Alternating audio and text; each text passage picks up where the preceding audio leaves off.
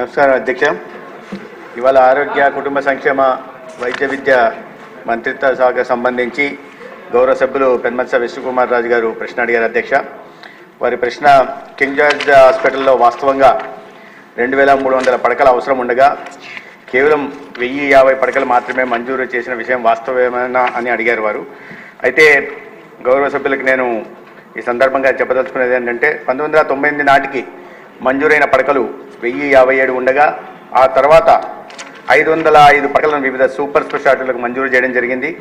ఈ రోజు నాటికి కింగ్ జార్జ్ ఆసుపత్రిలో మొత్తం మంజూరైన పడకలు 1162 ఉన్నాయి అధ్యక్ష. అదేవిధంగా వారు సరిపడా పడకలు లేకపోవడం వల్ల రోగులు అనేక ఇబ్బందులు పడుతున్నారనే విషయం ప్రభుత్వం దృష్టికి వచ్చిందా అని అడిగారు. అయితే శాంక్షన్డ్ స్ట్రెంత్ 1562 ఉండగా కింగ్ జార్జ్ హాస్పిటల్లో ఫంక్షనల్ బెడ్స్ 2000 ఉన్నాయి అధ్యక్ష. అందుకే ఇన్పేషెంట్లు ఎక్కువగా ఉన్న సమయంలో డిమాండ్కు అనుగుణంగా అదనపు పడకలు కూడా అందించబడుతున్నాయి అధ్యక్ష. అయితే వారు రోజుకు 2300 మంది పేషెంట్స్ వస్తున్నారనే విషయం అడిగారు. అయితే సగటున ప్రతిరోజు 1464 ఇన్పేషెంట్లకు వైద్య సేవలు అక్కడ అందించబడుతున్నాయి. కాబట్టి అక్కడ ప్రస్తుతం ఉన్న బెడ్లు అయితే ఉన్నాయో అవి డిమాండ్కి సరిపడా ఉన్నాయని తెలియజేస్తున్నాను అధ్యక్ష.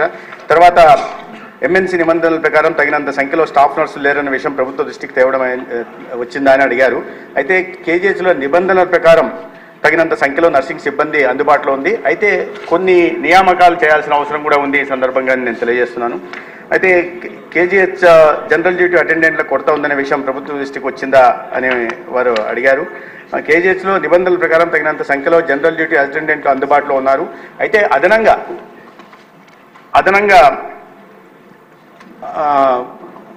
పారిశుద్ధ్యం, భద్రత, పెస్ట్ వీటి కింద అవుట్సోర్సింగ్ కింద లినెన్ నిర్వహణ కోసం అదనంగా సిబ్బందిని కూడా నియమించడం జరిగింది.